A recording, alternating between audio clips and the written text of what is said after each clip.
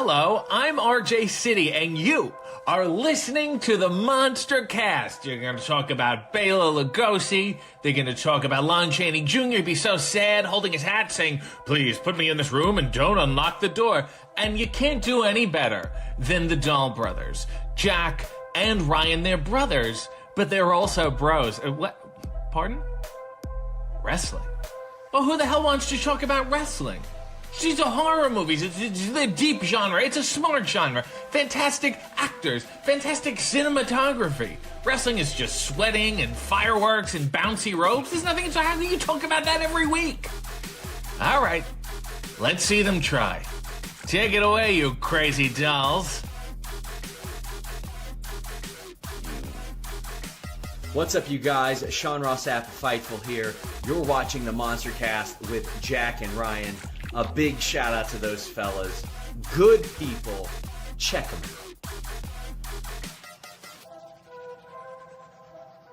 out. Jake and Brian. Brandon Cutler here from AEW, and I hope you guys have an awesome podcast with the Monster Cast. What was that? Your name is Jack and Ryan? Shut up, Jack and Ryan. Wrestling podcast? How fucking original. I guess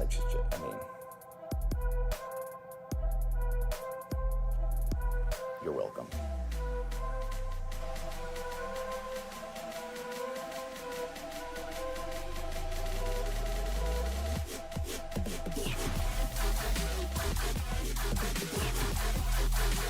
Here's your host of the Monster Cast, the Straight Edge Monster Jack and Ryan.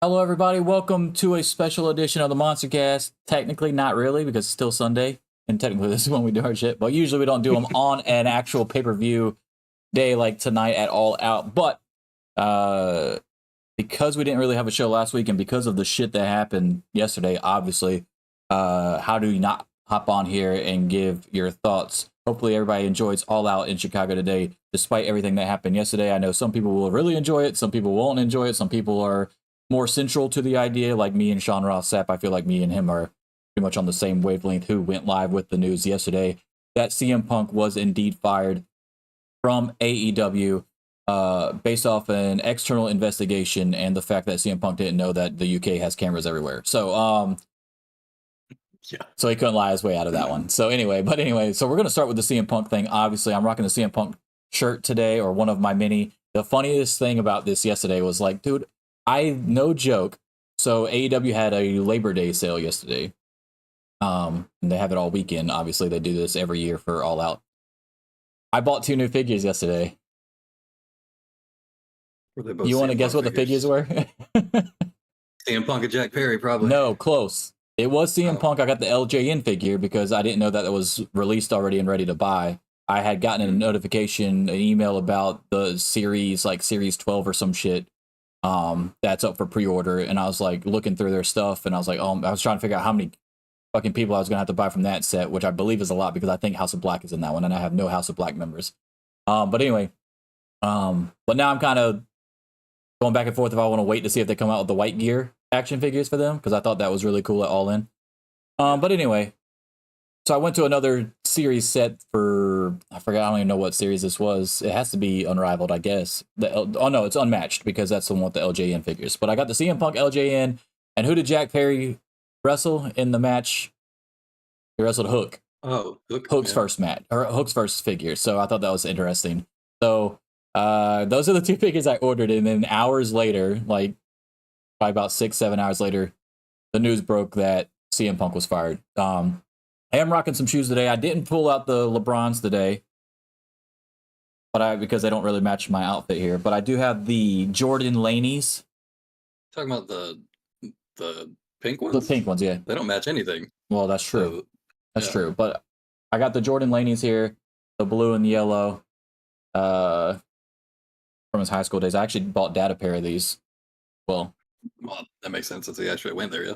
yeah, he actually went to Laney, the same school as Jordan. Well, yeah, I got these when they came out. Bought 2 pairs. Bought him a pair. Had to get him like little kid shoes because he's got small feet. He's like a 7. No, I think 6.5, 6, something like that, 6 or 6.5. But they were cheaper because they were kids' shoes, so that worked out for me.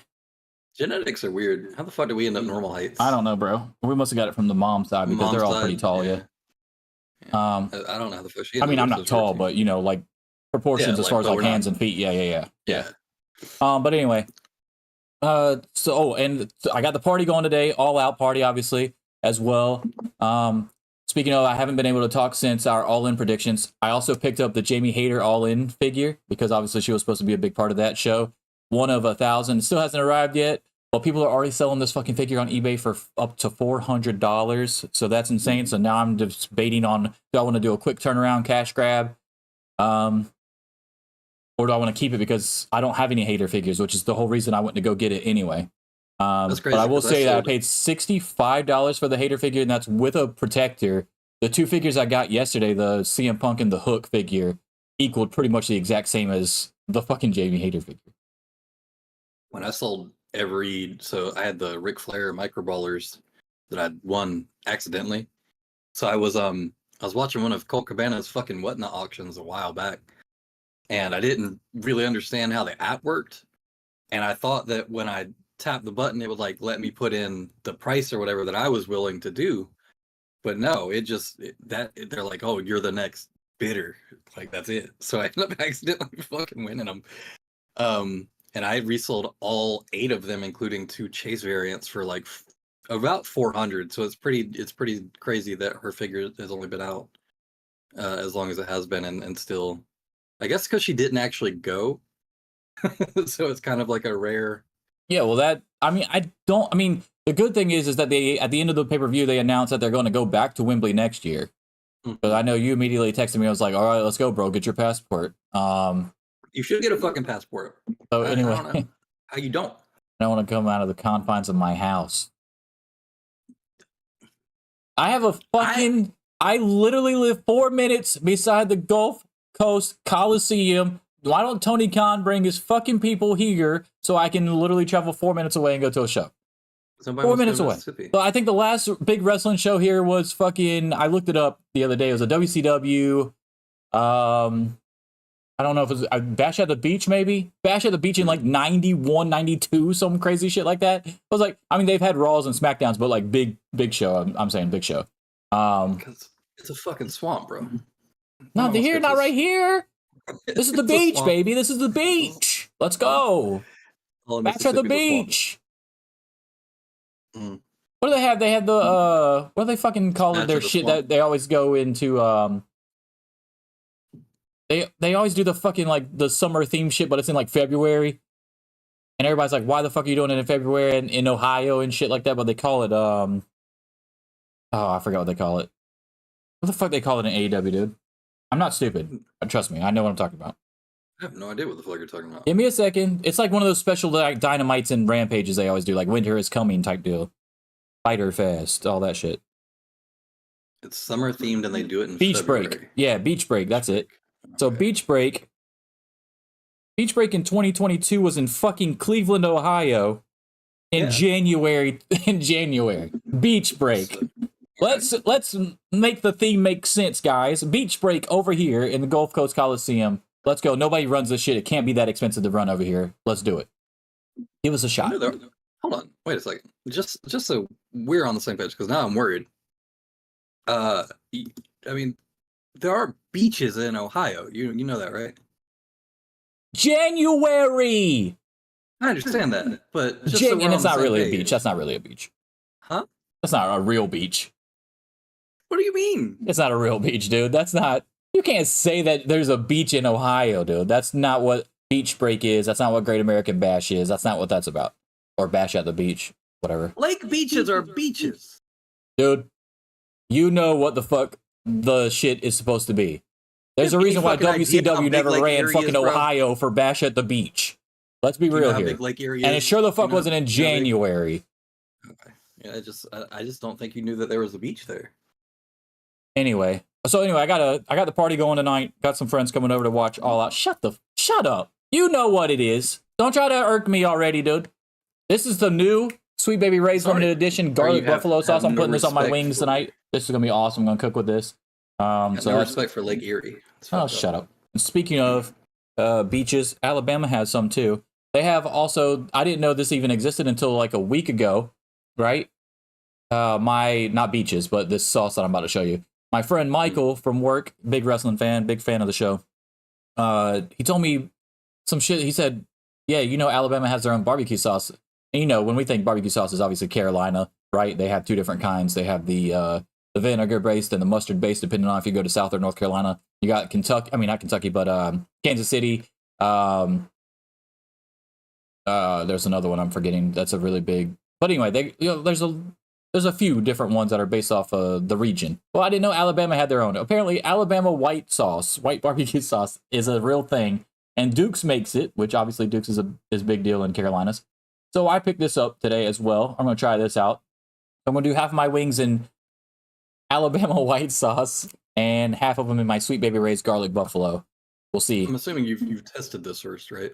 I've tested nothing. I've tested neither. They're both sealed. I literally got them today at the grocery store. Hey, if they don't like them, they don't have to eat them. No, listen. Before you fuck up a bunch of wings with it, you should taste it first. I got one bag of wings. I'm doing burgers. It's not like wings is the only thing I'm doing. I'm doing burgers, hot dogs, and I got a bag of wings. No big deal. Hey, if they don't like it and I like it, dude, I'm not going to care. That's more for me. You might not like it, then you're fucking up a bunch of wings. That's why I can't. You can't fuck up garlic buffalo. You can fuck up garlic buffalo. We're going to find out. Find out. Domino's fucks it up every day. All right, so we got to get to the biggest news of yesterday, which obviously was CM Punk getting axed by Tony Khan and company. And by company, I mean the disciplinary committee, or whatever the hell the fuck they're called, which is funny. There's a lot of funny memes out there. I'm not going to lie. I've laughed at a lot of them, okay? I'm going to say this as a huge CM Punk fan. He did this to himself, okay? Like, there's no way around this. If he just didn't touch Jack Perry, we would not be having this conversation. That's all he had to not do, right? So as soon as he touched him, whether or not he actually got fired for the Tony Khan part of it, which is what seems to be coming out now, and apparently there's another story, another layer to this that we don't know yet. That's probably going to break soon, or rumors are going to fly around, obviously. It wouldn't have mattered, because if he wouldn't have touched Perry, it would have never got to that point, right? So Brody King can kick all the trash cans he wants. Malachi Black can be as mad as he wants. FTR can be as mad as they want. Danhausen at the house can be as mad as he wants. Be mad that CM Punk did this to himself. He literally did this to himself. I understand his frustration with getting mad at Jack Perry for what he did. And Jack Perry's fucking, if that's actually what Jack Perry said, and he said I was just doing it to get heat because I'm a heel, that's fucking bullshit. Because it had nothing to do with anything that was going on Collision, Dynamite. It was a thing that happened backstage that it was reported on. And then you tried to use that to get over as a heel. That doesn't make any sense. So I don't agree with that at all. Hold on a second. CM Punk is not the person to be bitching about anything like that. He made his whole fucking career and name on smarky little fucking slipping things in promos and talking shit to people in promos and all of that, all the way through the entirety of his popularity in WWE, and he's done it in AEW too. So for him to complain about that makes him a hypocritical bitch. I don't care. That's not a good reason. I think it matters big time. So anyway, but as soon as he fucking did whatever, the pie face or whatever the fuck they said, and put him in the chokehold, or then they started knocking down the monitors or whatever, or possibly knocking down the monitors on top of Tony Khan, or it was a close call or some shit. You're gone. You're gone. We said this last time when they eventually brought him back, right? It's got to be a one and done type situation. And he was already flirting with the line anyway with Nick Nemeth, with his Dolph Ziggler's brother, and some other shit where he got Daniels thrown out, which we both thought was fucking really dumb because it didn't make any sense, because Daniels is literally head of talent relations or whatever the hell you want to call it. So to not have him on the show would make zero sense. Ace Steel needs to be fired now next. It's going to be very hard, because you would have to have calls for that too, because he's already clearly either signed a new contract with the new stipulations, or he's just going based off his old contract, which I don't think ends for another year. So you just let it run out, I guess, at this point, just to play it safe, possibly. But there's really no need to have him now. Yeah, it but just if you've sucks already because you budgeted had to pay him, All In. It sucks because you had All In, right? And it was the biggest thing, and it was a great show. I think it could have been better, but it was a great show. I don't think it was their best pay-per-view. But it looked awesome. It sounded pretty good. I was very scared about the sound guy. That's been pretty much fucking up since day one, since he came over from WWE. Came off pretty well on TV. But yeah, of course, like in the middle of that show, or not even the middle of the show, the beginning of the show, it was reported that fast by Sean Ross Sapp, and then all this shit started coming out. And of course, we got a bunch of bullshit stories. We got some of the real stuff, the actual real stuff later on, obviously after the fact. But it like kind of, as that's what everybody was really talking about. It fucked up everything, and that's the common theme with CM Punk is that every time he does something, it just engulfs the cool shit that you just saw. Think about how good All Out was, and then what was everybody talking about? The fucking Brawl Out shit. You can't keep having that as Tony Khan. And what I would like to say is I'll commend Tony Khan for finally stepping up and doing something. I'm very glad he did something instead of waiting fucking 9 months like he did the first time before we finally got a resolution to it and no comment this, no comment that, whatever. He actually took some initiative this time. He fucking knew the first time what was going to happen. He just didn't want to blow it for the second dance or the last dance or whatever the fuck they called it. He should have announced that yes, he's still under contract and all this stuff. He shouldn't have been like no comment every fucking time. I will say this. I don't know. I assume that you saw the video of him coming out and talking to the Chicago crowd, right? He knew, like, you got some balls to do that, bro. Like, you got some balls to do that. You knew they were going to shit on you. And even when you started turning them in your favor, because obviously you were buttering them up manager style with the whole, I grew up here. We all knew you grew up here. We know. We've heard the story a million times. And then they weren't falling for that shit. And then they started slightly getting on his side when he started talking about the success of All In and, you know, the history as a whole. And then as soon as he started talking about he felt his life was in danger, they started shitting on him again. Like, really, dude, you felt your life was in danger? Now, I understand that, but now with this new level of story that's coming out, or that's going to probably come out, that says there was another incident when they were together, then maybe his life, he might have felt that. I mean, Tony Khan is a, 150-pound dude? Well, here's the thing about that when people have been trying to make fun of it or whatever, is that according to the report, whatever scuffle happened between Jack and Punk knocked over a bunch of monitors. Now, I don't know if this was one of those like big stacks of like the 3x3s or whatever, where you're looking like a bunch of shit, but people have died from having AV shit fall on them. Like that's not like an unusual or fucking weird thing to say. It happens. You don't have to have it fall on you. You could just be around equipment malfunction, you know, you can die. Yeah. Like, I mean, there's been people working on WWE sets that have passed away. Yeah. Like yeah. I mean, I think he fell off of something, but you get what I'm saying. Like, it doesn't take, like, you can die 100,000 different fucking ways at a wrestling event.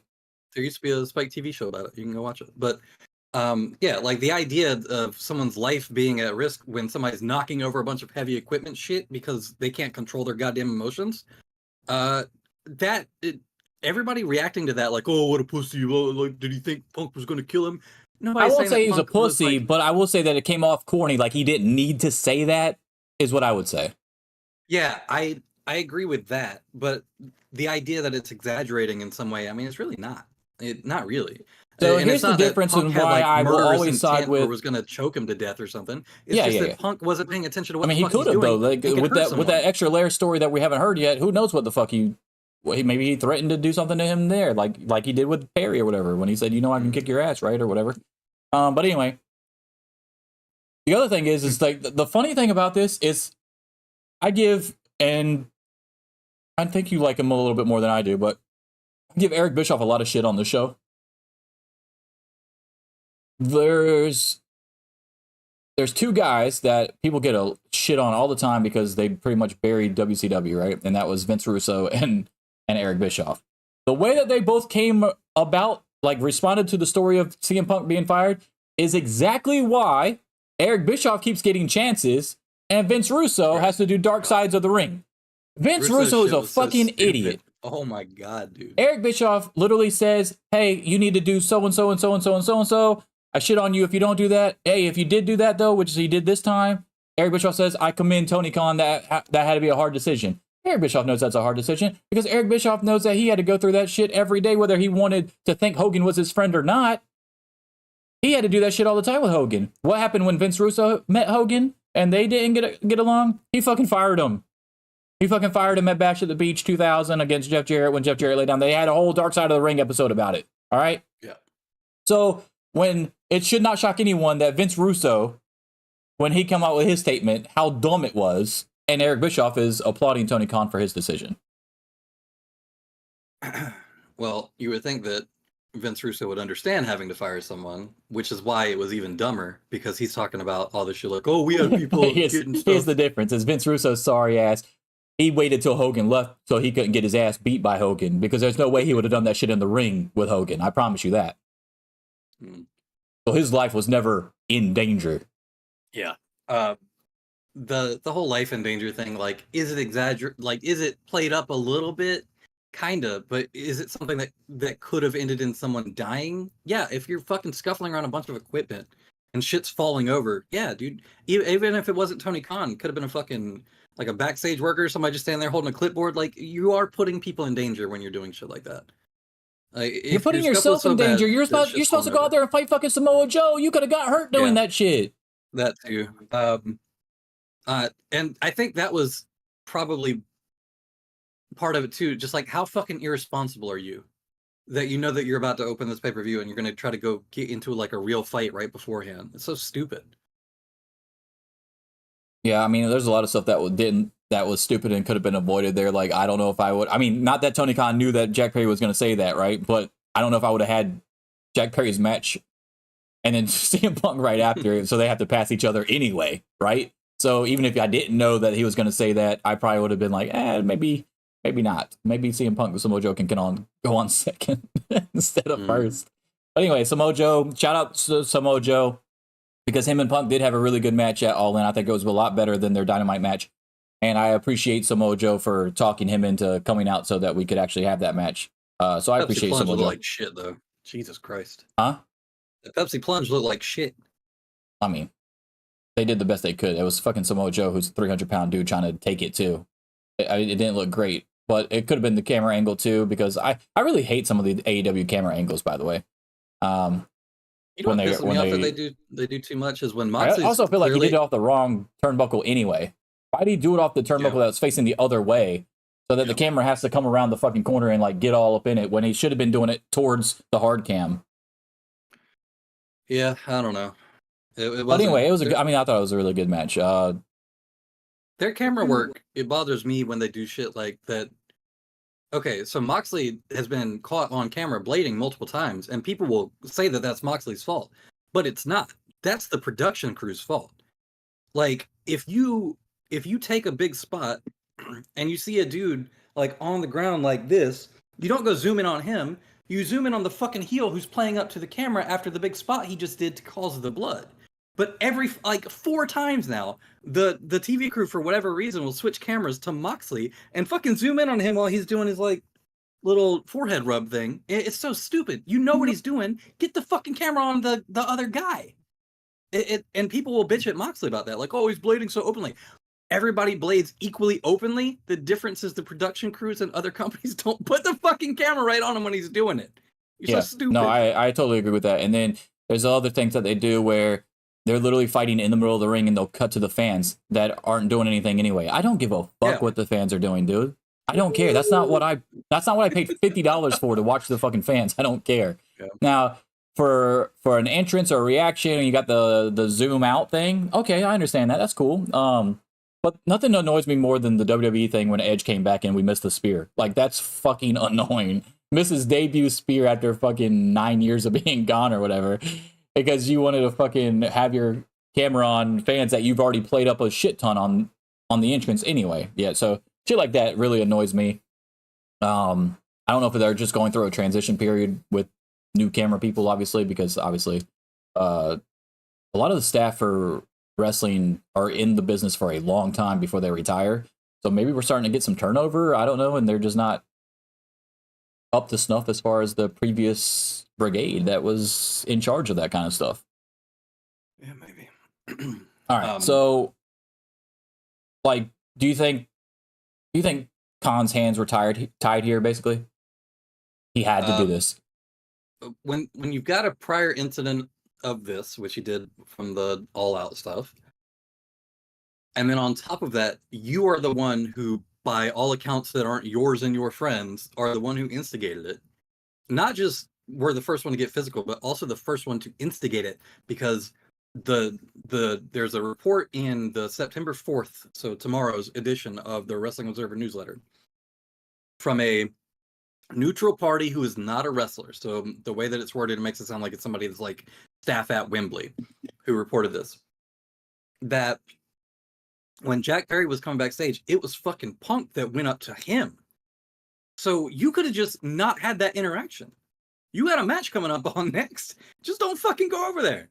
You do your shit, you swallow that, and then you have that conversation when you're done with your match. So he's the one that went up to him and said, do we have a fucking problem or whatever? And then that's when Perry said, I'm doing it to get heat, which Punk should understand because he's been doing this his whole fucking career. So for him to complain about it makes him sound like a goddamn goofball. Then at that point, that's when the what was described as a sucker punch by the neutral party was thrown, and then he tried to get him in like a front face.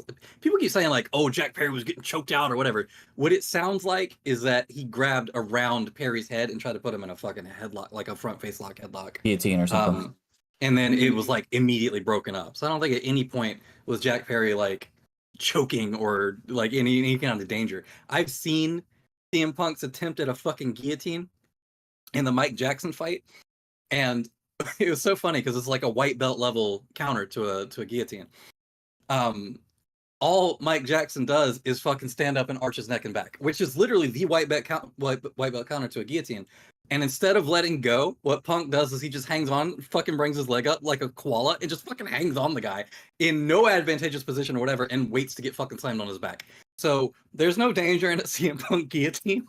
So even if he had it on, I think Perry probably would have been okay. But from the report, no, it's literally just like he got him in a front face lock for a few seconds, and then not even a few seconds before everything got broken up. Punk was entirely the aggressor in this based on the neutral reports and on like 10 other fucking reports. The only side that says that Perry was the one that came up to him or anything like that is the side that came out first when he was trying to get ahead of it by releasing his own shit, where he magically looked, and you could tell it's his side, because anytime Punk's side of something comes out, he's done nothing wrong. Like, I can't believe they fired me. I did everything right. He's that fucking level of delusional about his own behavior. He's fucking Donald Trump of wrestling. He could have got away with it too if it wasn't for the UK just having cameras everywhere. There would have been enough ambiguity to not understand what started it without cameras, yes, because normally you don't notice that something like that is happening until it's already like escalated. So what I'll say about you when you said he should have been like just stood over to the side and just waited and swallowed it and went out there, right? He could have also done that and then just talked to Tony Khan after and be like, hey, I got a problem with that. You're supposed to be such good friends with Tony Khan. Tony Khan would have handled that. Like, hey man, you need to do something about that because that's bullshit. Like, there's no reason to bring that up on TV if he had that big of a problem with it, which obviously he did. So he could have took that road too. Career doing the same shit. That's the worst part to me, is not like him getting fucking upset about it or whatever and fucking up his own career for the third time. But what bothers me is that everybody's like, oh well, Jack Perry, you shouldn't have said that, blah blah. Oh, CM Punk doesn't do stuff. CM Punk made his fucking name doing stuff like that. So the idea that he is in any position to get mad about is a fucking joke. I disagree with that part of it, but not the first part that you said, but that he shouldn't have got mad. Like, I totally understand why he got mad about it. Because the reports were that he was told by Tony and TK to go to Jack Perry to even talk about the fucking glass spot in the first place. That was his report, yes. The other thing is being told to go talk to a younger guy and say blah blah blah. First of all, that's nobody's saying that he was wrong to do that. Like, do you understand? I understand that, but that's not what he got mad about. He got mad because he did that, and then he still took the shot at him on TV. But Jungle Boy wasn't mad about being told no. Jungle Boy was mad because that was Punk's side that leaked that fucking story like weeks after it happened. I don't know about all that. But here's the deal. there's another report that I just got on my Wrestle feed, which take this with a grain of salt because they love WWE a little bit too much, a little biased for my taste, but I don't really have any other apps since Wrestling Inc. closed their app fucking thing, and I don't like to go on Safari every time I want to fucking catch up on wrestling news. So it says CM Punk reportedly wanted to leave AEW when the Elite re-signed a month ago. Well, explain why he started shit with Nemeth. Well, there was a meeting that was supposed to take place a few days before All In that came out from Sean Ross Sapp that got canceled by the Elite last second or whatever. So that's, I assume that he wanted to try to bury something there, and then when that got canceled or whatever, that probably didn't help matters either. But let me read the little article right quick, and then I'll throw up the two pictures that I saved of the thing that you sent me with Dave Meltzer and the actual AEW release statement. There are some people who believe that Kenny Omega, Adam Page, and the Young Bucks would leave the company they helped start after CM Punk's return in AEW earlier this summer, but the group decided to stay.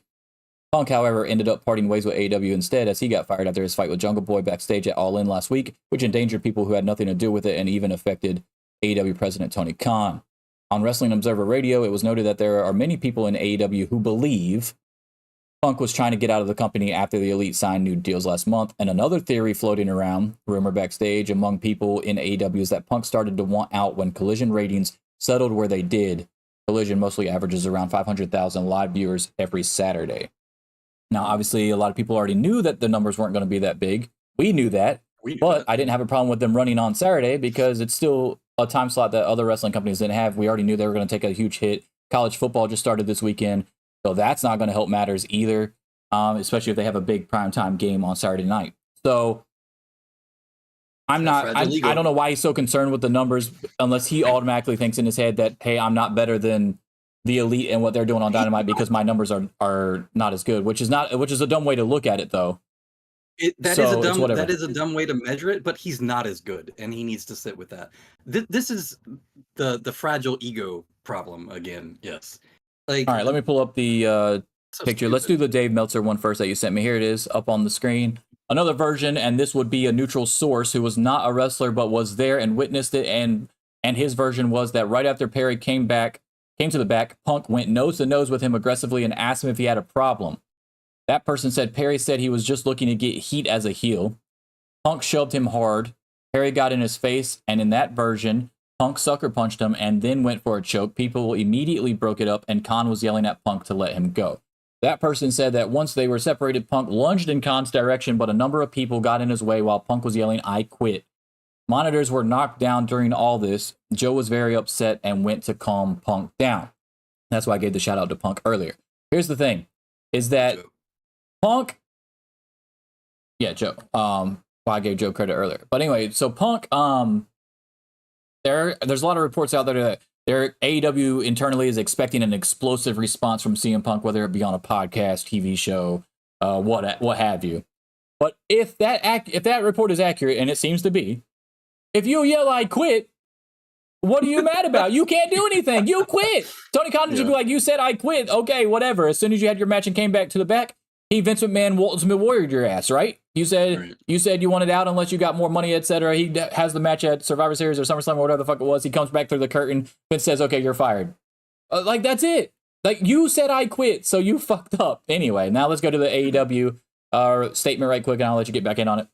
Statement from All Elite Wrestling. Of course, you've probably seen this all over social media and stuff, but I'll do it real quick. I'll just do the top part here because we already know Khan's quotes and stuff, especially he made it even more before Collision and at the beginning of Collision. But anyway, All Elite Wrestling has terminated the wrestler and employment agreements between Phillip Brooks and AEW with cause effective immediately. The termination was confirmed today by Tony Khan, CEO, general manager, and head of creative of AEW. The termination follows a week-long internal investigation of an incident occurring backstage at AEW All in London on Sunday, August 27th. Following the investigation, the AEW Discipline Committee met and later convened with outside legal counsel before making a unanimous recommendation to Tony Khan that CM Punk be terminated with cause. Now, here's the deal. Even if they did that, it was still Tony Khan's call. So he could have still technically been like, nah, I'm going to give him a third shot. So even... I do like that he has that in place, right? So like he can go with a gut feeling type deal. Like, yeah, this is what this said. But if Tony Khan was also in the vicinity when all that shit was going on, if he still felt like, nah, maybe that's a little skewed or whatever, he still has the ultimate final say, which I like. Obviously, you have two different parties, one within AEW, one outside of AEW, and they both unanimously said, hey, you can get rid of them, and it's with cause, and it makes sense. So if you don't feel good, you're pretty much safe, which he is, obviously. There's no way Punk's winning any kind of lawsuit against AEW in this case. So I do like that he was still technically the ultimate final say. Take that off the screen and get your thoughts on the thing. I do love the memes where everybody's showing the picture of the Elite is the discipline committee, though. It's fucking hilarious. Yeah. I mean, in a real employment environment, if you worked for any company, you're not keeping your job after your first fight with coworkers. You're definitely not keeping your job after your second fight with coworkers. And we don't really have to terminate you at all if you scream out that you quit and it's on recording.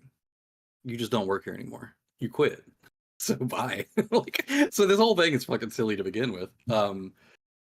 I mean, I understand why they had to go through the process of investigation. You're talking about $1 million+ contract or contracts.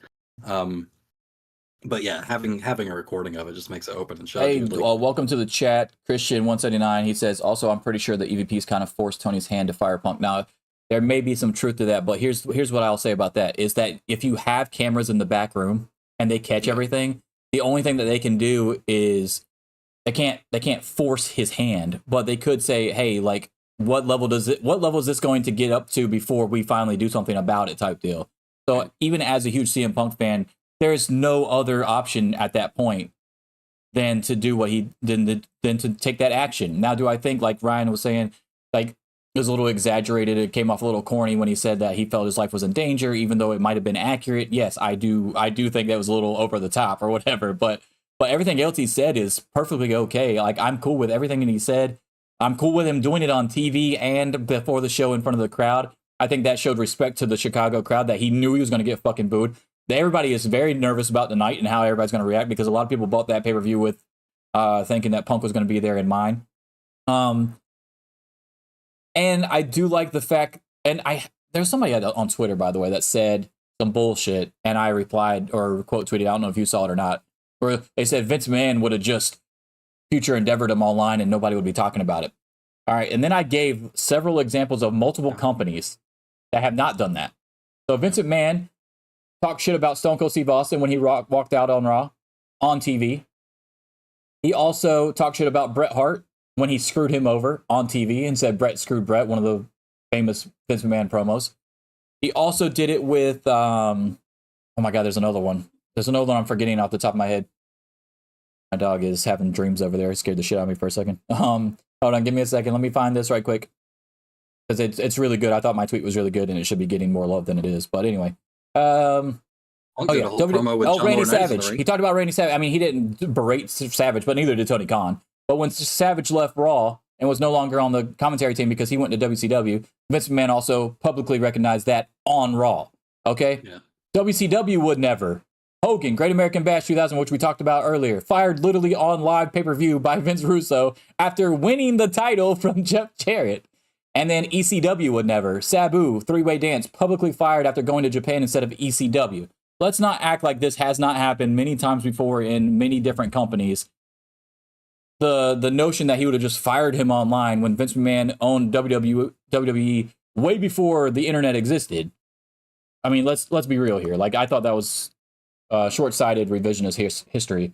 Keep in mind, I think the Elite Page and Punk thing played a role in determining what happened. Like the thing with Jungle Boy and Glass was the final straw. Because if you do the same shit multiple times, of course it plays a role. There's a reason Andrade didn't get fired for slapping the shit out of Sammy. Or Eddie Kingston.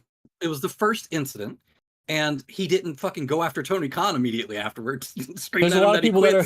Oh, the other thing is, a lot of people are saying that Jungle Boy should be fired. And I'm sitting there like laughing my ass off, like, no, why? Shut up. Why? He should be talked to, and he should be talked to so that he doesn't do that shit again.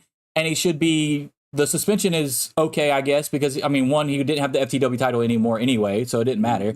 I highly doubt he was going to be on All Out tonight anyway.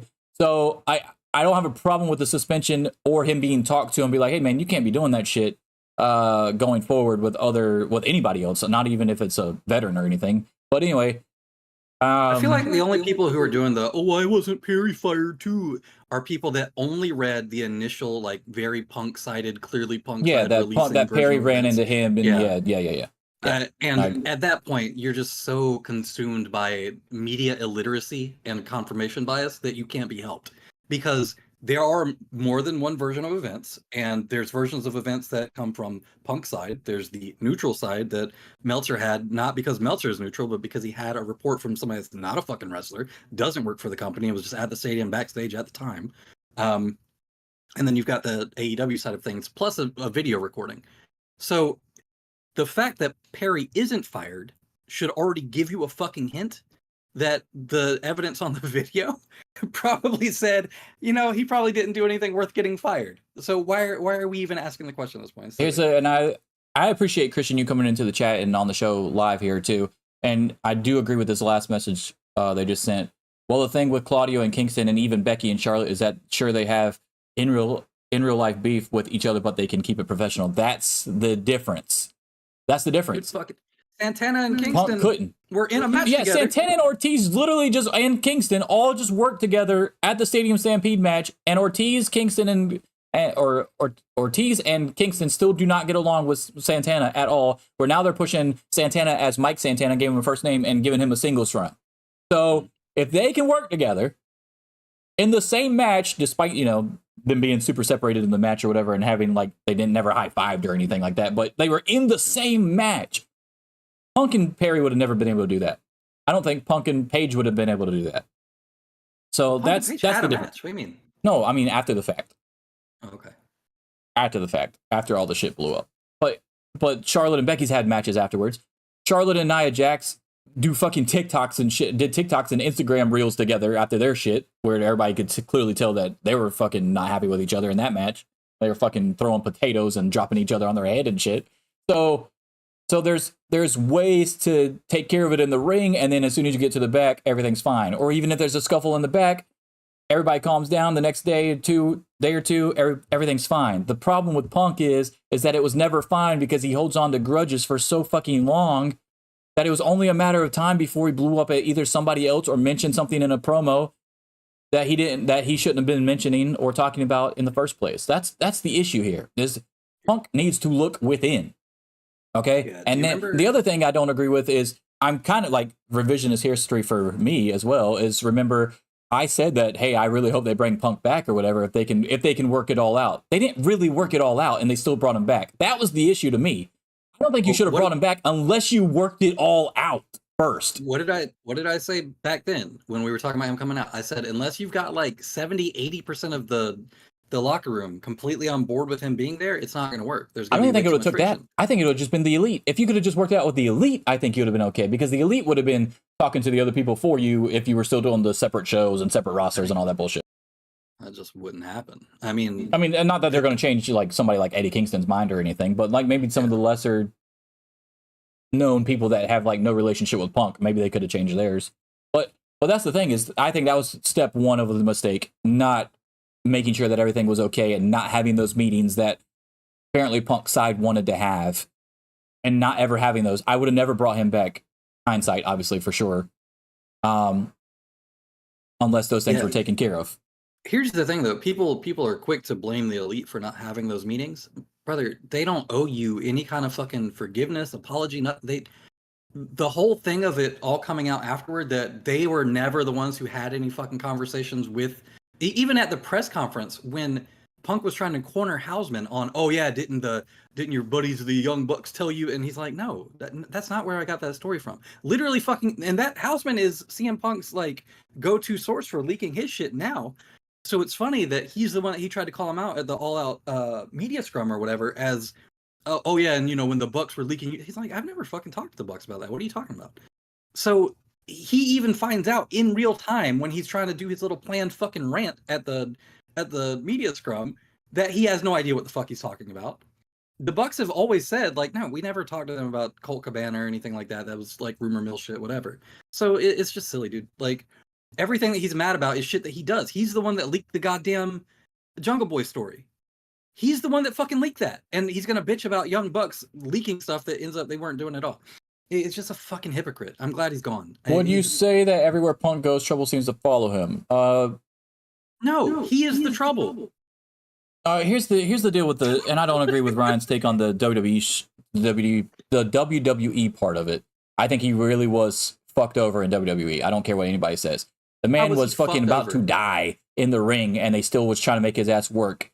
And no, I totally agree. He won the fucking lawsuit, so I can't sit here and say that no, he never had any trouble like this. I think a lot of people were saying, you know, after he's been gone for 7 years or whatever the hell it was, that maybe cooler heads would prevail and he would actually mature, and he didn't. He got worse. Somehow he got worse. It doesn't make any sense. That doesn't make any sense to me. He's a bitter. So I do feel like a lot of the issues in AEW were clearly his fault. In WWE, no, I don't think so. And I don't think he had really any trouble in Ring of Honor. He had some troubles with some guys in the back, like the Eddie Kingston, obviously, who brought it up in promos and stuff, but not most of the people. No, I don't think he had a lot of issues in Ring of Honor. I think his interpersonal issues are still his fault. I mean, sure, Dr. Amon or whatever the fuck his name was shouldn't have been trying to tell him, oh no, you're good, just take this antibiotic and go out there. That's obviously stupid. But interpersonal issues that he had, where he had conflict with people, rubbing them the wrong way, I mean, that's always, you don't have someone that has that many problems everywhere that they go without them being the problem.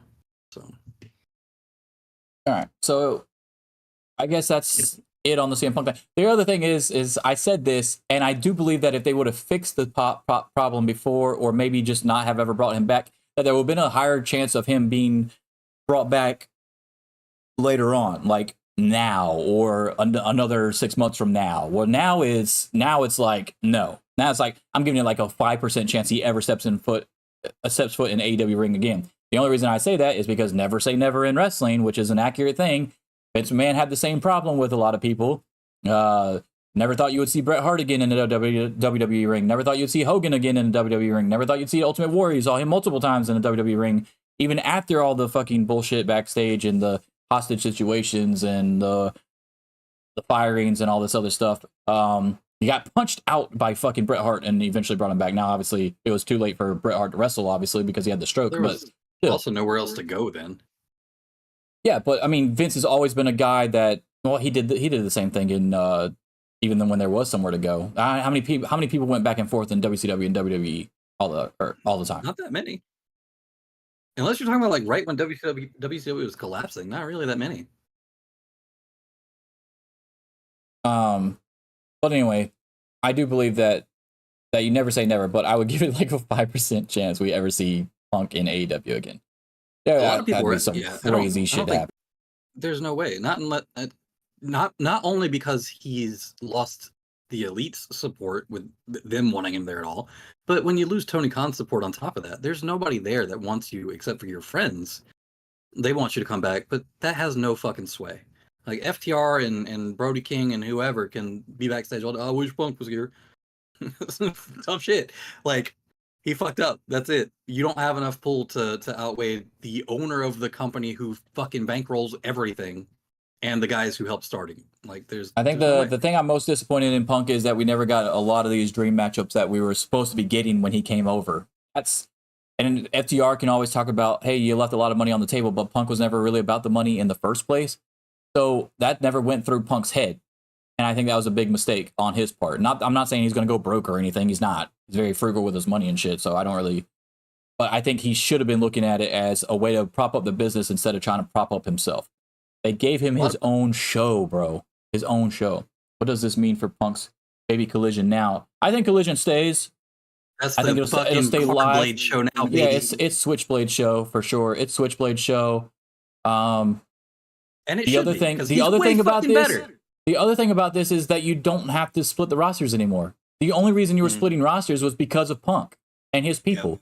Everybody else, they're either going to have to get along or they're going to have to go to WWE and fight in Cinnamon Toast Crunch matches. So you're going to have to do this. I don't care. I think it was it Andrew Zarian who reported that either WBD or somebody basically told him like, yeah, the soft brand split's over. We're done with that. You might as well. The only thing I don't like about that is that I don't want Khan starting to book the same people on both shows every week. either. I would still like to be able to see. The reason I did like the soft brand split is because I got to see way more of their talent. Yeah.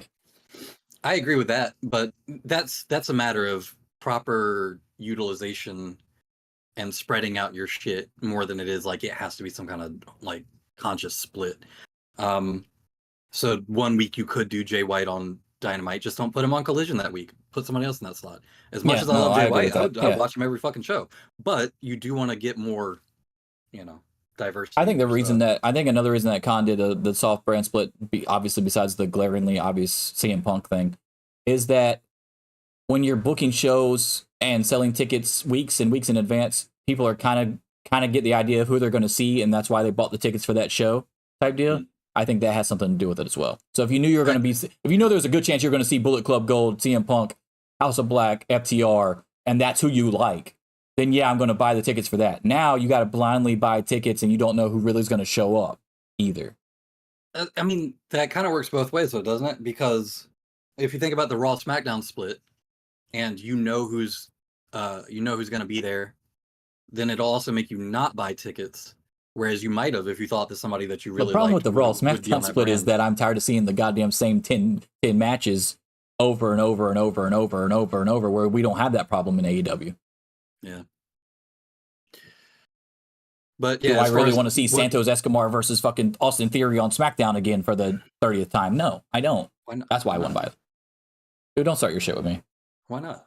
Don't start your shit with me. What is your problem with either of those two wrestlers? All right, we talked about Punk for an hour. Let's move on. Mm-hmm. But yeah, it was self-inflicted for sure. It was the right call by Tony Khan. I wish things could be different, but it's not going to happen. Collision will be fine without him. Yeah, Collision will be fine, but more importantly, AEW will be fine. So even if Collision does go away, and you got all the Gareths out there saying, "Oh, they got rid of the show, they got canceled, they're gonna die." No, it's not. It's not gonna die. AEW is not going anywhere. And the funny thing is, everybody's making such a big. Oh, he was the biggest merch seller. Okay, cool. What happened to Sonny Kiss? He did not get re-signed. I think they go contract by all pronouns, so you're good. They use all of them. I heard a lot of people complaining to JR about that, and Sonny Kiss came out and said that it doesn't matter. But yeah, anyway. I'm pretty sure her contract just didn't get renewed. Is what all it was. It wasn't like she quit or anything crazy. But you're coming up on about 4 years of the company now. So anybody that got signed originally to these like 4-year deals from the start, you're going to start seeing some of these people drop off. Yeah, so they're going to save more bottom line money. And also, there's obviously the rumor of Edge now coming to be the new head guy at Collision. Got to pay the Edge for that Collision money so he can be the new face of Collision. Which I hope he grows out his hair a little bit before he comes in, because I just cannot take short hair Edge seriously. I just can't do it. I don't know why. It does not come off well to me. But anyway, that would be cool if he does come in though. But there's not. I mean, I actually feel Edge has a shorter run in him than Punk did when he came back. So I hope they learn from the Punk thing, and not that you had the same problem with Edge as far as backstage or anything, but just learn from that and be like, hey, let's pump out these fucking dream matches while we have him before we don't have him anymore. Is what I hope they do with Edge. I mean, your dream match. When people are talking about the CM Punk dream matches, I'm like, okay, cool. Here's a list of people that are gonna have to carry him to a passable fucking match. Like CM Punk versus Jay White. Jay White is so much fucking better than him. That for that to even work would be like, it'd be such a carry job. We're talking Bret Hart, Tom McGee level shit.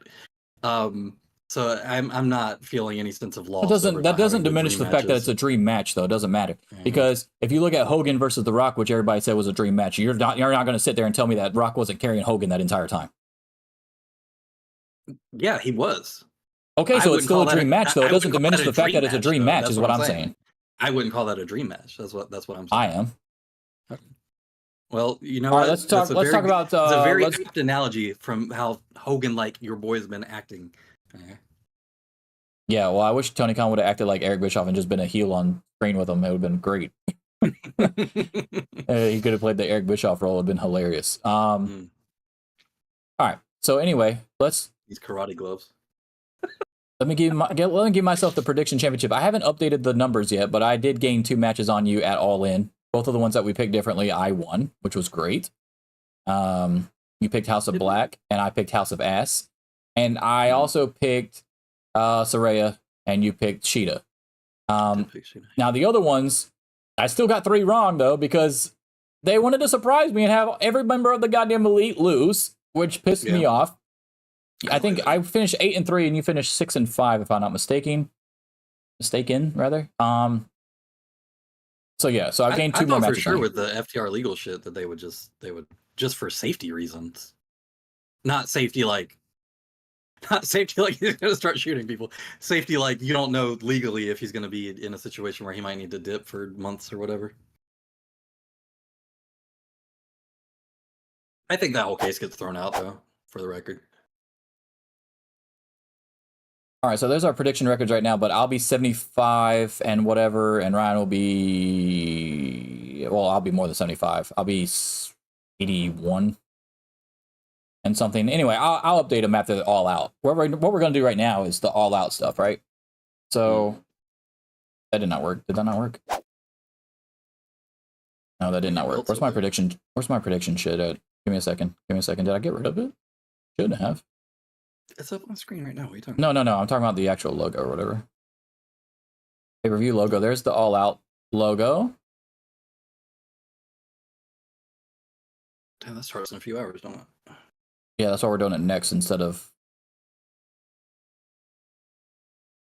predictions logo. There we go. Prediction sure to be wrong. Let's do this real quick. I don't have the graphics because, you know, I didn't know we were going live today. So I'm going to pull it up.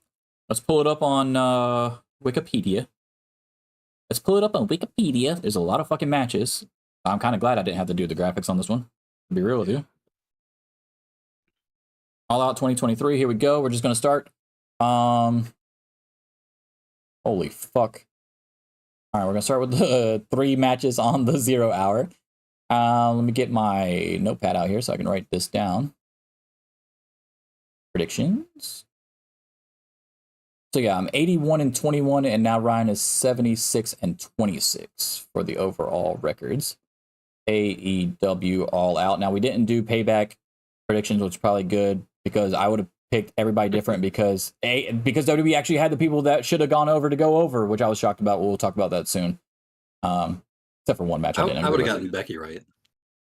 I don't know. I mean, they had a good match too. We'll talk about that in a second, though. All right, let's start from the top. Athena, Mercedes Martinez, and Diamante versus Sheeta, Willow Nightingale, and Sky Blue in a 6-women's tag match. They probably just have Sky Blue take the pin there, yeah? No, I don't think so. I'm actually going Sky Blue's team. What's the build toward somebody else? I mean, not really anything. I mean, they have build as far as Diamante, Mercedes Martinez, Willow Nightingale. They've been doing stuff on Collision the past few weeks. But it usually involves Statlander too, who's now obviously having a different match. That's why she's not in this one. It could be. I mean, they might be setting up because Willow's already done the Athena thing a few times. I wonder if they might be trying to set up like a Sheeta versus Athena thing for the ROH title. You would have to have them win for that to make sense.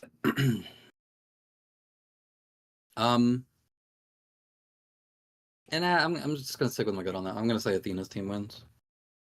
Okay, I'm gonna go with the hometown girl Sky Blue in Chicago. He's gonna try to get any good favor he can with the Chicago crowd. So. Oh shit, that's right. She nope, is from there. You've already made your pick. Nah, switch it. Nope, you've made the pick. Forgot. Nah, we've got it on record. It's not fucking Who Wants to Be a Millionaire, bitch. There's no final answer, okay? Yes, there is a final answer. What the hell? You gonna give me a new answer after they lose? After the match, you gonna text me and be like, "No, that's not my final answer." The match happens. That's how our prediction works. Yeah. So I'll go with the face team on that because I forgot she was from there. I mean, it don't matter. You're not gonna catch me, so it doesn't matter. Oh, okay. I'm killing you. By 5. The over budget battle royal. I don't even know who the fuck's in that. Roderick Strong. Is he in it? I don't fucking know. I'm not doing that. We'll skip that one. I don't even know who the hell's in it. It's for charity. Yeah, but isn't it? What's the one that they're doing to figure out? No, that's a tournament, isn't it? To figure out who's supposed to go. Yeah, it's a tournament that hasn't happened yet. It's not going to start till Arthur Ashe, I believe, or some shit. Anyway, the Acclaimed are defending their titles against Jeff Jarrett, Satnam Singh, and Jay Lethal. That's an easy one for me. I'm going the Acclaimed. Really? You think so? Satnam Singh's so big though. Man, I swear to God, I'm gonna shut the fuck up and pick the goddamn match. Yeah, you already know what the pick is. So next. All right, let's get to the main show. We got Luchasaurus with Christian Cage versus Darby Allin with Nick Wayne. I'm actually going to go Luchasaurus here because I think Nick Wayne is going to turn on Darby Allin and join up with Christian Cage and do what Jack Perry should have done since they were going to turn his ass heel anyway. Interesting. Yeah, I guess all the dissent over the AR Fox stuff would make that. You're going to have to pick a match first because you can't just steal my fucking picks after I fucking explain why I'm picking them. I mean, we usually go back and forth, so. Oh, you're going to go the next three. The next three is you. Stop saying your shit first, and then I next would three stop is you. Picking second, dummy. Miro versus Powerhouse Hobbs. Miro. I got Miro on that.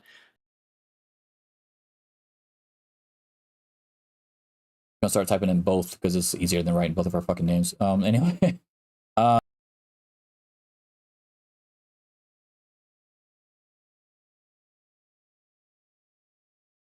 Statlander, I have winning that. As do I. Next up is your third one. Apparently you got all the easy ones. Danielson versus Ricky Starks. I don't know that one's easy because I could see a situation where Big Bill interferes and Starks wins because Starks needs to win more than Danielson does. They've done so much start-stop shit with Starks that it's kind of time to either pull the trigger on him or fuck off. And, you know, Danielson has no problem, like, having younger guys that they're trying to boost go over him. And with it being a strap match and a no DQ and all that, there are a lot of ways to give Starks the win in a way that doesn't make Danielson look bad. The thing that's going to look bad is that this is a show where you've got the entire fucking Blackpool Combat Club on the card and backstage. So if it's no DQ and they start fucking with Danielson, why is the entire Blackpool Combat Club not going out to go beat the shit out of Starks? That's the part that won't make sense if they run it that way. But it wouldn't be the first time that they have not come out to save Danielson. They gotta worry about their own matches. They're all involved in their own matches. They can't possibly do two things at once. Yeah. And obviously with it being a last minute substitution, you don't normally have the last minute substitution win. Or at least AEW does. I was about to say, I don't know. AEW does it. Pac was the last minute substitution against Kenny Omega and beat him. Right, but how long ago was that, Jack? That's the point. I mean, how many times do they actually do that, Ryan? Pretty often. They have a lot of fucking issues where people have to come in. It ain't for a title, so no, it doesn't. That's not the same. I'm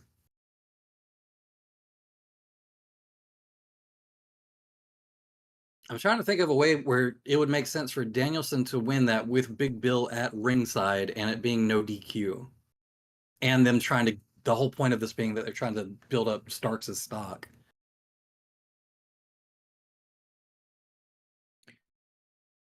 Wasn't the MJF match was that a strap match too? No, I don't think so. MJF had a chain match. With Danielson, yeah, it was an Iron Man match. Yeah. No, I'm not talking about the dog collar one. Fuck. I'm gonna say Starks. I'm not confident on it, but I think the entire point of this whole build for him is to make him credible. I'm not sure that he would have gone over Punk if that was the match, but I don't think Danielson has a problem losing. I do think he probably needs a little bit more recovery time for his arm anyway. So if he takes time off after this match again to finish whatever, like nobody's gonna. Danielson could lose like 50 fucking matches and will still always be seen as credible, so it's fine. I'm going Danielson, but I do like your pick. I was going back and forth as well. This is one of the harder ones just because, yes, I do believe that if it was Punk like it was supposed to be, Punk would have easily won, defending the Dragon's honor or whatever, which is clearly the whole storyline, and that Punk was still trying to teach Starks that, yeah, you can be a bad guy, but there's ways to do it type deal. They weren't so alike, even though they technically are. But Danielson, like you said, might not be back in time. Starks getting a win over fucking CM Punk and Danielson and being able to use that in promos going forward, like, that's pretty cool, especially if you want to catapult him to the next level. So I get all that, but I'm just going to go with the safe pick here. I'm going to go Danielson. All right, next up, we've got Omega versus Takeshita. This is the match that a lot of people wanted to see at All In. Now we're getting it here in a singles match. Is this the match where Takeshita, the young guy, goes over the established veteran instead? Or do you think Omega wins? I think Omega wins. He already got the pin on him at All In. So you're just giving Kenny his win back. There's a point where you have somebody lose a little bit too much. And I don't think Omega losing here really makes sense. Losing two back-to-back pay-per-views, yeah, I don't see that happening either. But hey, I didn't think he was going to lose at All In either. But yeah, I got Omega as well. The other reason why I have Omega is the fact that Ospreay could come out afterwards. Maybe. And attack him. You never know. Because, like, what do you do with Omega going forward if this was his kumbaya moment against Callis, and we all know Callis isn't going to move on from Omega? So does Callis go and get somebody else? Or does Callis actually move on with Takeshita somewhere else? Because if Kenny beats him, then it defeats the whole purpose of everything he's been saying, and he might just be gone for a little bit. And you can always bring him back in later. But I don't know. I feel like he's clearly trying to get into the head of Sammy Guevara. I don't think he's really going to go anywhere. I think he is going to extend the family eventually, and I think Guevara is the next one, but that's the next slow burn storyline that they're doing, obviously, because Callis is involved in that as well. Maybe just takes a break from Omega and then eventually comes back, possibly, or just the Elite in general. Has after he forms his family, goes against the Elite, the Don Callis family versus the Elite type deal. Maybe, I don't know. We'll see. Next up, Bullet Club Gold. One of my favorite fucking things on TV, obviously, right now, versus FTR and the Young Bucks. And this one's hard because the Bullet Club Gold won at All In, but so did FTR. But the Young Bucks lost. I really want to go FTR and Young Bucks here, but clearly they're not getting along. It wouldn't really make sense to me, in my opinion, to have Bullet Club Gold lose anything for any other reason other than the fact that they just won it All In. Because of the dissension between FTR and the Young Bucks, and clearly the Young Bucks are still not over the fact that, kayfabe obviously, that they didn't win on the biggest stage of all time in the rubber match, so FTR is up there. There's a good chance, and I don't know how good a chance it is, but I was thinking about this, that Young Bucks just leave them high and dry. Yeah. And fucking say, fuck y'all, and make them lose, and then you have Bullet Club Gold eventually challenge again and possibly maybe even beat FTR for the tag titles. The best possible scenario for this match, storytelling wise, is they start the match like normal, everything's good. FTR and Bucks have some kind of miscommunication, they hit each other, whatever. Bucks fucking double super kick both them boys. They give Jay White a little too sweet on the way out, and fucking dip Bullet Club is for life, baby. And they're just gone. And then FTR gets fucked up by the last four after a valiant effort. I actually do. I mean, I have it already written down. I am picking Bullet Club Gold. I don't know. Are you doing too? Mm-hmm. Okay. Because, I mean, I don't know. I mean, it's hard for me to do it because it's very hard to imagine a world where FTR and Young Bucks team up and they lose, but not against Bullet Club Gold. They could absolutely be doing this is where we gain respect for each other and hug it out at the end and friendship wins and we respect each other now and move on shit. But I don't think they're doing that. I would be really cool with this, especially if this ended up being a thing where the Guns feel a little bit slighted as well because they're the tag team of the group, and this eventually breaks into a fatal four-way tag team match for the tag titles at at either Wrestle Dream or possibly Full Gear. I think that would be fucking awesome if that was the case. Full Gear is a little bit too far away for that, but with the way that they're building the FTR Young Bucks side of it, but Wrestle Dream, I'd be totally okay with a fatal four-way fucking tag match between all four. You got the FTR Young Bucks, Guns, and then of course Bullet Club Gold Bang Bang Gang with Jay White and Juice Robinson. I think that would be cool, but I don't think they're going to go that way, but that would be cool as fuck. All right, we both picked Bullet Club Gold on that. Wait, Wrestle Dream is the first, right? The very first, yes, October 1st. I kind of want to go to that, but I just went to Forbidden Door. I don't know if I can justify That's in that. Seattle, right? Didn't you say that's in Seattle? Yeah. Better Than You, Baby, defending their Ring of Honor World Tag Team titles for the first time against Alex Reynolds and John Silver, which sucks because I really want Alex Reynolds and John Silver to be tag team champions. Yeah. And like their whole style, them going back to their old school style or whatever, where they're more serious, or as serious as you can be for John Silver. When they were the Beaver Boys, were they fucking serious? Talking about Dark Order. beginning of Dark Order. I guess. But I'm going better than you, baby, because this is the most exciting thing on Dynamite. Whereas Bullet Club Gold is the most entertaining thing on Collision. So you got to keep this going. You don't have them not turn on each other at All In and then literally turn on each other at All Out. I think this keeps going. Probably, yeah. And I think, it's not like the Dark Order losing is so unexpected or hurts them in any major. Yeah, I think it just makes sense.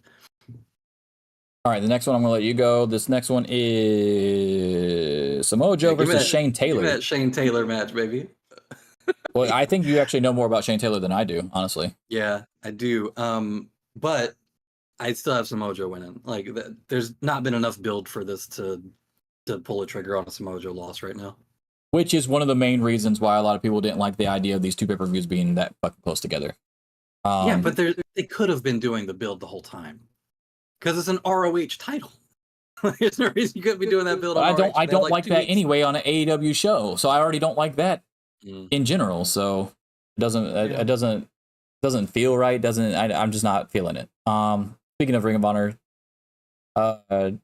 titles, Shibata, he is the pure champion, and he's teaming up with Eddie Kingston, who's the New Japan Strong champion. And this is a match that a lot of people are looking forward to. And they're going against Claudio and Wheeler Yuta in a regular ass tag team match, but it's going to be brutal. They're going to slap the fuck out of each other in this match. It's going to be awesome.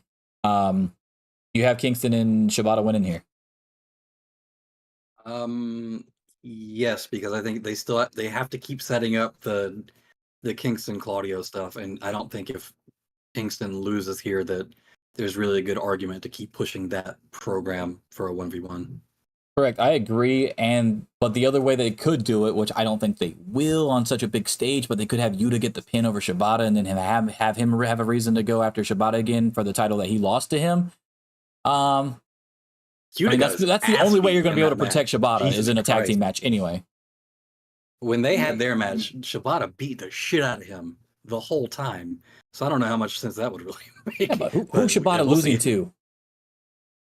Nobody, as it should be. He's the wrestler. He should retire with that fucking. Actually, that's Mickey Rourke. But I've got Kingston and Shibata winning too, because I think if you're going to have that match on this card, you clearly build towards the main title of Ring of Honor, not the pure title of Ring of Honor. So I agree with you on that. I only agree with this, and I'm only picking this if Kingston eventually finally fucking beats Claudio.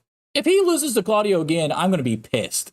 Yeah, I think you have to pull. He's gotten so popular at this point; it just makes sense to pull the trigger on him. Claudio can get his win back down the line, and it doesn't hurt Claudio at all. But yeah, you have to at some point have Kingston get this belt.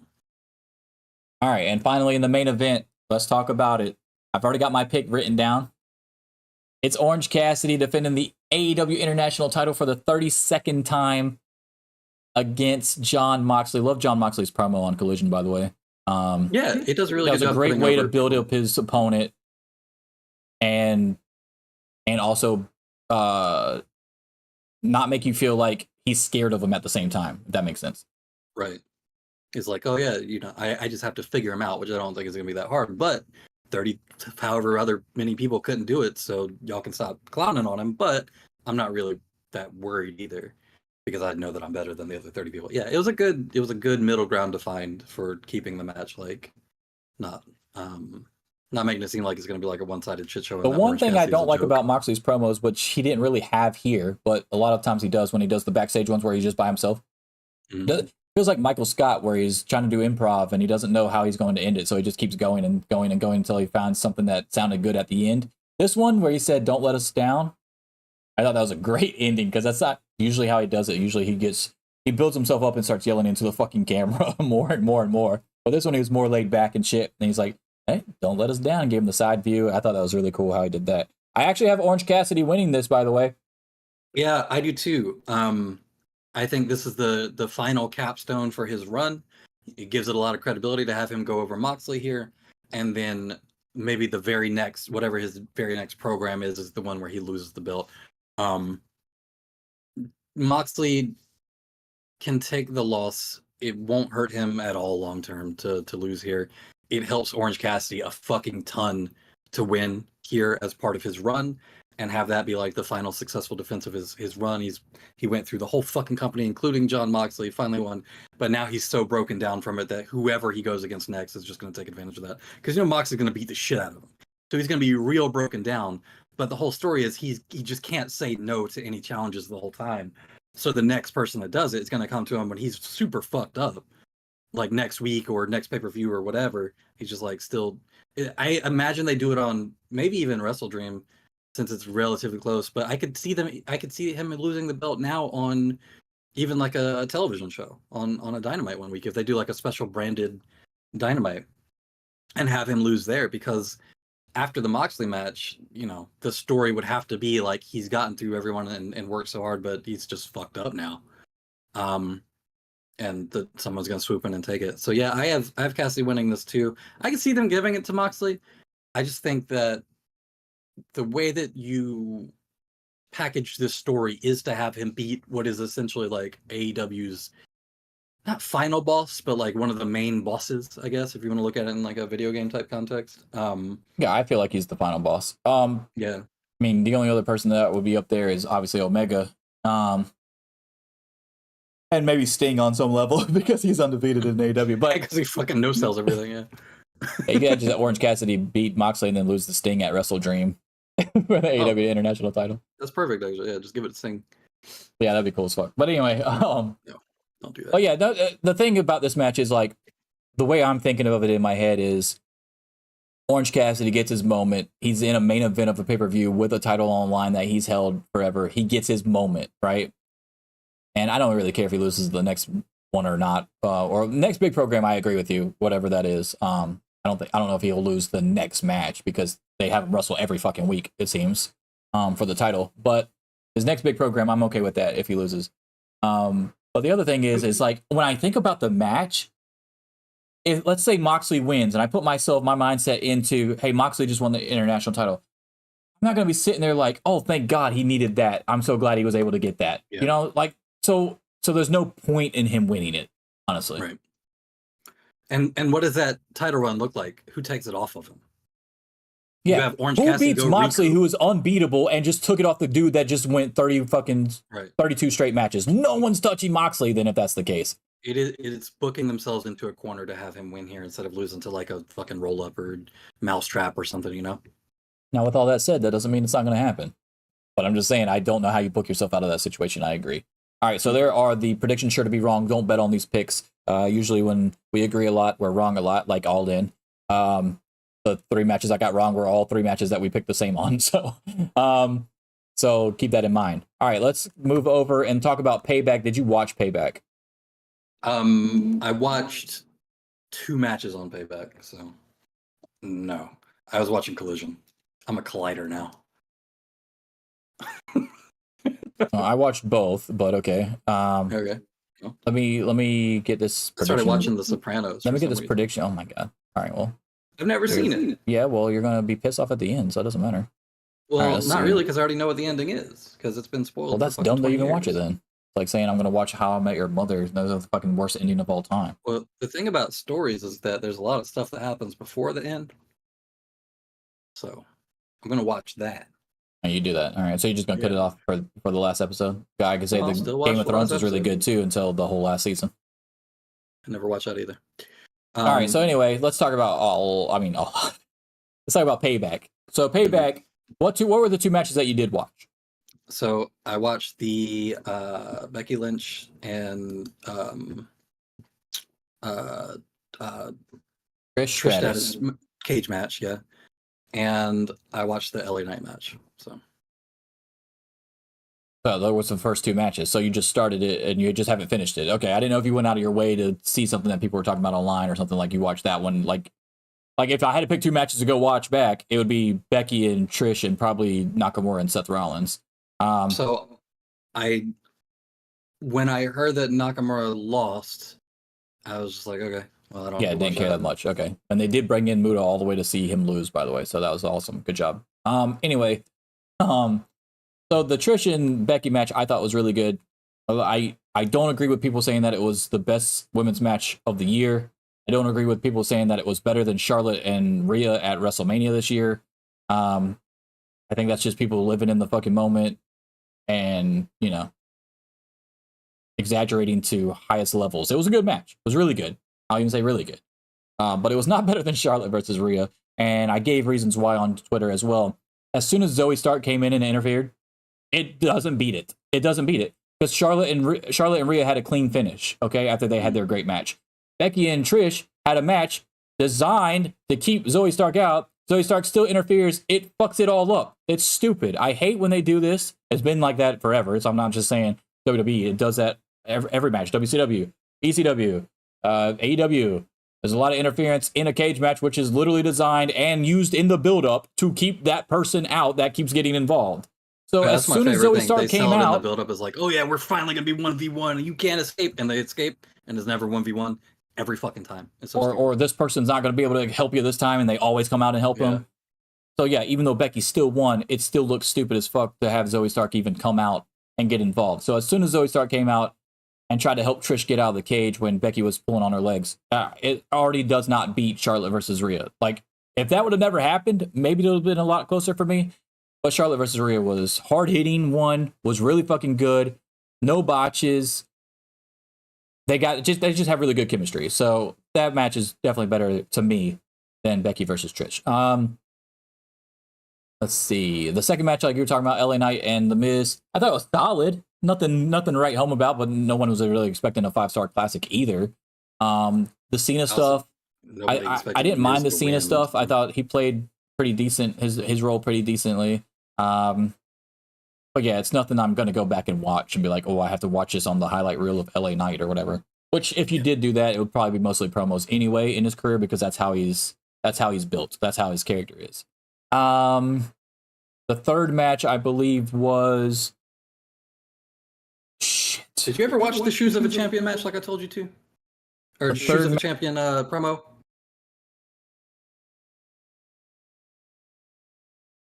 You go watch it. Their match was Mysterio and Theory. Yes, that's where it went downhill for me. That was a nothing burger. The crowd was super fucking dead for that match. Trying to get fault. It's just not a big enough star. Theory can't carry him to a good match. Like, what do you want to do? It's fucked up. All right, I'm already done with you. All right, so then the next match, I'm just going to bypass that match. It was nothing. The Judgment Day defeated Kevin Owens and Sami Zayn to become new champions. Now, up till that point, all the right people I thought won. Judgment Day beating Kevin Owens and Sami Zayn, I wouldn't usually have a problem with it, but the way that you built up Sami Zayn in the Bloodline storyline, give them the titles from the Usos, and then they have a whole 3-month reign that no one's going to remember, and then have them lose, and finally a good match that they had. The Judgment Day is 2 thumbs down for me. Also because I get that it furthers the storyline if you're going to tell the whole thing where Finn is going to be jealous when Damian finally cashes in, or possibly even stops him from cashing in and makes him lose the Money in the Bank. Either way, I don't care enough. You don't need the tag titles attached to that. So, didn't like that. And I will say that I did put on Twitter as well that the match was really good, but the only thing that it took me out of it, and if you go watch it, you'll see what I mean, is that it looks like Sami Zayn and Kevin Owens went to Hulk Hogan's school of hitting someone with a chair before they went out there. Like, watch his training video and barely tap these motherfuckers. Like, I'm all for safety. Like, don't get me wrong, I'm all for safety. I'm not saying go out there and crash them in the head like RVD or Sabu or some shit. But Jesus Christ, the beginning parts of that match when they were using the chair, dude, it just took me out of it. It took me out of it so bad. And then pandering to the crowd, 2 Canadians pandering to the Pittsburgh Penguins crowd with Pittsburgh Penguins hockey jerseys on and doing the hockey thing. They cannot re-enter Canada for a while. They will get murdered. Why the hell did y'all put Pittsburgh Penguins jerseys on? Oh my God, that was the worst idea. So with the Hulk Hogan chair shot, Penta, when he came back out as Penta Oscuro in the Anarchy in the Arena match, he did the same shit to Santana. And I was assuming he just thought the camera wasn't on him and it wasn't going to be on him. That's what I thought too, yeah. Did the setup for the ladder, so that's why he was like, there's no reason to risk doing this fucking hard yet, just as setup for the crowd. But no, it was literally like one of the same things. He walks by him, hits him with the Hogan chair shot. If I'm AEW or WWE, I'm bringing in La Parka to show these motherfuckers how to hit somebody with a chair, dude. And to dance. Yeah, and the dance. Yeah, I'd be cool with that. All right. So, I mean, the match was good. Don't get me wrong. It's just that part of it really killed me. Rhea Ripley and Raquel Rodriguez suffered from the same thing that Rey Mysterio and Austin Theory did, except for kind of in a different way. Obviously, Rhea Ripley is super over. She's more over than Rey Mysterio and Austin Theory combined right now, and Raquel Rodriguez, if you want to throw her in there too. Yes, No, she no, is. Austin Theory's pretty She over. is. She is. Austin Theory is a big star. Jesus fucking Christ. I saw a clip of him. I'm really talking to questioning whether or kids. not to get another co-host. I saw a clip of him talking to kids at the meet and greet thing. Just Anyway. a natural baby face. Anyway, Raquel had no momentum behind her as the babyface because no one actually believed that she was going to win this match, and rightfully so. She shouldn't have. There's not enough story. They tried to pump the story so much. It just wasn't clicking with anybody. So Rhea winning, and it was a long match too, 17-minute match, dude. They gave all these matches time because there was nobody to wrestle on the fucking card. There's only like 6 matches total. Well, people complain about the women not getting enough time, so you can't. No, the match. That's match my being long. point. The match was actually good, but it was so fucking dead because no one cared about the build up to the match that it doesn't help. I'm all for giving women time, but have something behind it. Like I believe the fucking Becky Lynch Trish went 20-something minutes. To what? When you know who's gonna win, it just makes the longer match feel even fucking longer. Yeah. I will say this: the video package, and because I don't have Peacock Premium, I wasn't able to see all the other video packages, but they gave me the first one for free. The Trish Becky package was so good, and they used almost no footage from the actual fucking feud. It was just them talking in a backstage fucking thing. Did you know what I'm talking about, right? You saw that part, right? Mm-hmm. That's all they're doing. They're just talking in a video package, dude. And it came off way better than them using the same formula as fucking just grabbing shit that we've already seen a million times from the past Raws. So crazy, dude. So crazy to me. And then let's go to the main event. Obviously, Seth Rollins defeated Shinsuke Nakamura by doing a lot of New Japan Wrestler Stars moves not well. He did the Sling Blade and the High Fly Flow.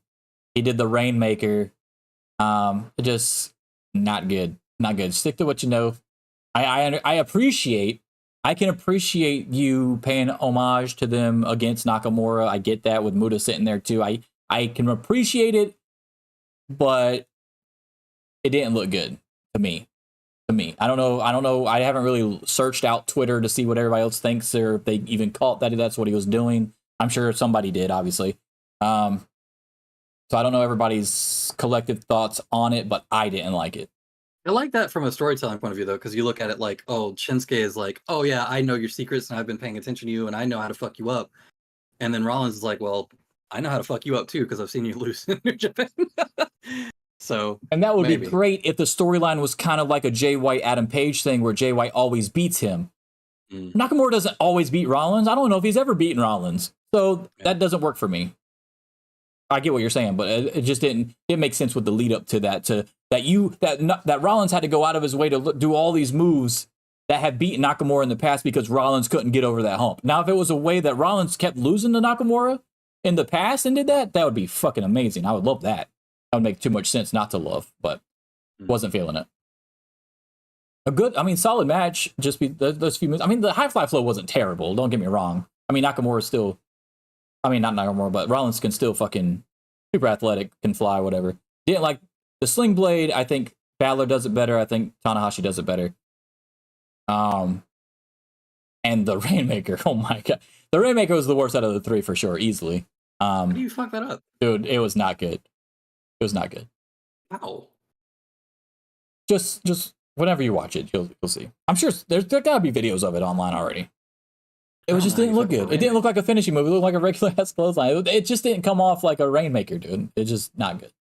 That's kind of you would think that's on the person selling it though, because most of it, for as far as the person doing it, is just the spin and holding out the arm and kind of stepping forward and through. Everything else is on the other person. I'm pretty sure Nakamura knows how to take a Rainmaker. I'm pretty sure he does too, but it doesn't mean he couldn't fuck it up once. Yeah, I just no, don't know I'm how that putting the would blame be on Rollins. I'll I don't watch think it's it, a but coincidence that Rollins messed it up when Rollins doesn't usually do the move. Just not. I'm just not I'll going have to. to go back and watch it, but it just sounds weird. I don't know how you fuck that one up as the person doing it. I mean, solid show overall. I'll give it probably a B plus. I think I want to give it a B plus because all the matches were pretty fucking solid. Besides, like me nitpicking, like the crowd being dead doesn't take away from the match not being good. If we're just watching the match in a tunnel, right? Hmm. But it does. I mean, it takes away from the match though as well. Like there's been plenty of matches that weren't great, but they had so much heat behind them from the fans that it made it seem better than it actually was.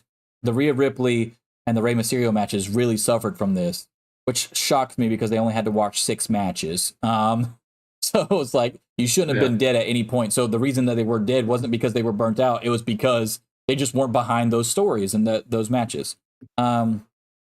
So I really liked the Rhea Ripley Rodriguez match. It ended up being pretty good. Just fell flat. The chair thing was the only thing I had really had a problem with, and then of course the eventual winners of the Judgment Day. But that match was really good.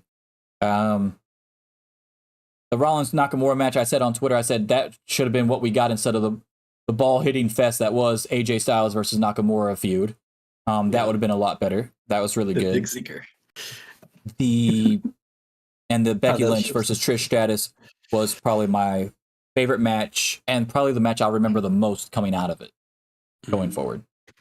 So you probably already watched the Especially if highest. that's her last one. Yeah, exactly. But I imagine they might be doing something with Starks to build her up a little bit on Trish's way out too. We'll see. I do okay, so after the match and the bell ends, I'm just viewing that as a match. Now that the after part was a whole separate thing. I thought that did not come off that well because Zoe Stark is a really good heel. Nobody was really cheering Zoe Stark for doing what she did. Yeah. Like she didn't get like the huge babyface reaction. It did not come off like, oh yeah, you really showed her, and now you're going to move on as a face or whatever. I think she's still going to be heel on Raw, so it doesn't matter. Like it did not came come off off more good. like, okay, yeah, fair, all right, yeah, all right. Yeah, we understand it, but we're still booing the fuck out of you. We don't like you. You just beat up somebody that had a 20-minute cage match. Good job. Congratulations. Like that doesn't make you look good. Yeah. All right. So anyway, that was my quick review of that. I hope everybody enjoys the pay-per-view tonight. Again, that was our predictions as well. We didn't want to do a huge show here because we probably won't be back till next Sunday, and we'll cover All Out obviously as well. And I'm sure a lot more rumors and stories about the CM Punk shit are going to come out as well. I will also let you know next week how my Alabama white sauce wings tasted. I'm going to try to rock the LeBrons next week too. Go ahead. I wonder if he'll get up with Colt Cabana and say, "Hey, buddy, you want to host a podcast?" Let's bring Art of Wrestling needs to come back, baby. Let's go. And the other thing is, I will, if I get any of them this week, I will definitely show off my new figures that I was talking about. Either the Hater one. I don't even know if that was a pre-order or if it's actually supposed to be coming to me.